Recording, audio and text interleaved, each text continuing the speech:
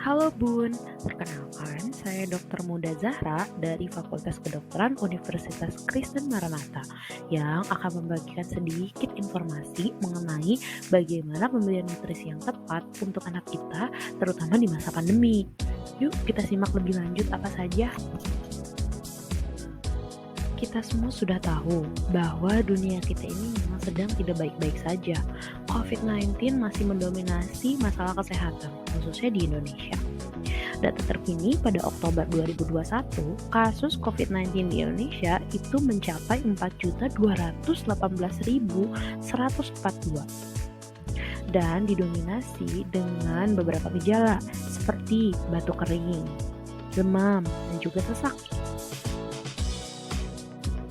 Meskipun telah diketahui bahwa COVID-19 ini jarang menyerang anak-anak, namun sejak bulan Mei 2020 tercatat sekitar 11-12% atau 210.000 sampai dengan 230.000 kasus pada anak.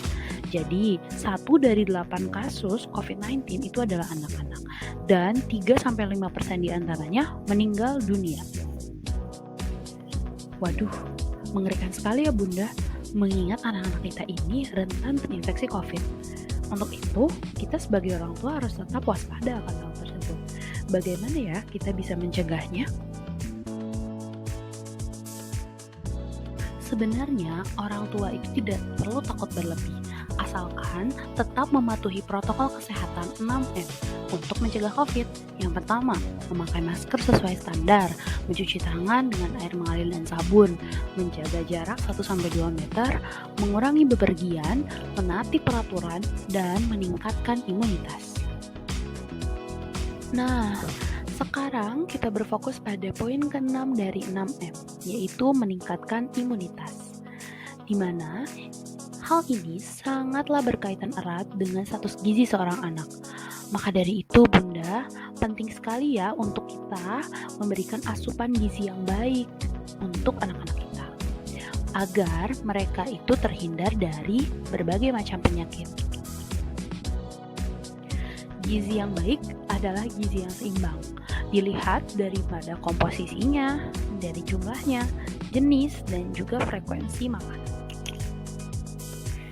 Kemenkes mengeluarkan slogan yang berjudul Isi Piringku, di mana dalam satu kali makan, di dalam piring kita itu setidaknya harus ada makanan pokok yang mengandung karbohidrat seperti nasi dan juga kentang, lauk pauk untuk memenuhi kebutuhan protein dan lemak, buah-buahan dan sayuran untuk memenuhi kebutuhan vitamin dan juga mineral.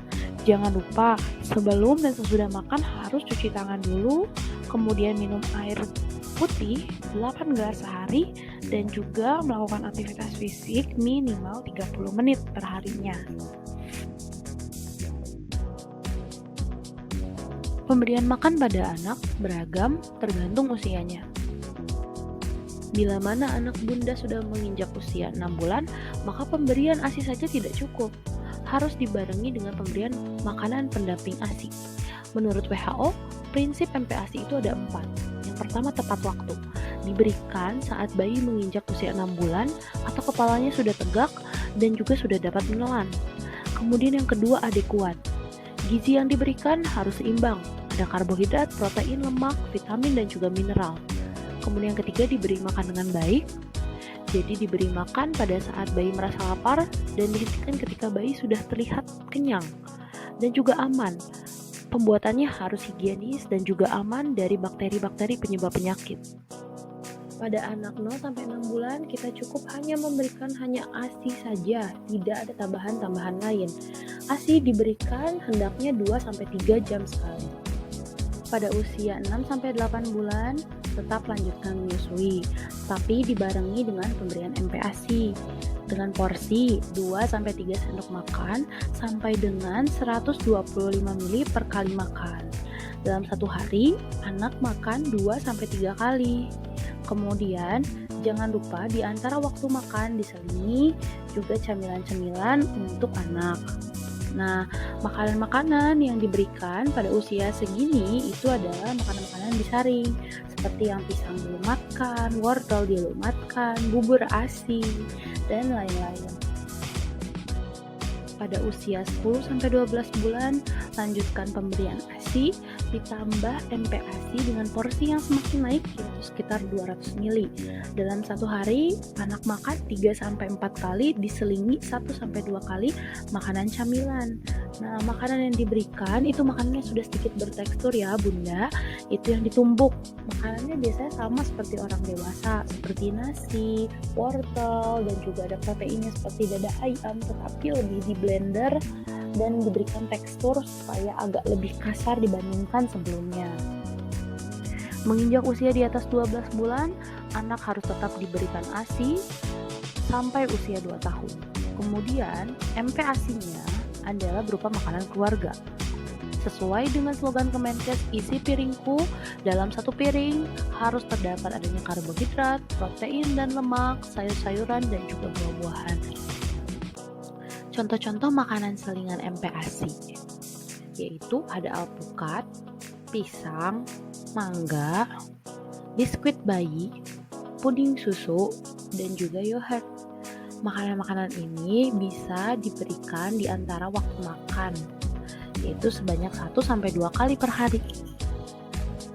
Kita ambil contoh, anak-anak di usia 12-23 bulan rata-rata membutuhkan asupan protein sebanyak 2-3 butir telur tiap hari, daging ayam atau ikan 80-120 gram per hari, kemudian hati ayam 75-90 gram per hari.